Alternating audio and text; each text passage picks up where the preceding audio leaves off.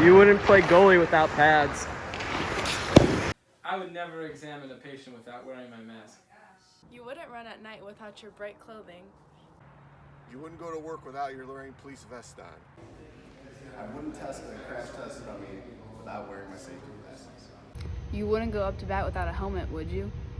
You wouldn't weld on dummies without wearing your hood. You wouldn't take a check without shoulder pads.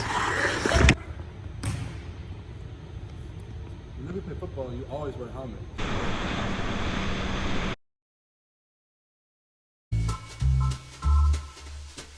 You wouldn't leave your car unlocked and unattended. Would you go on point without these?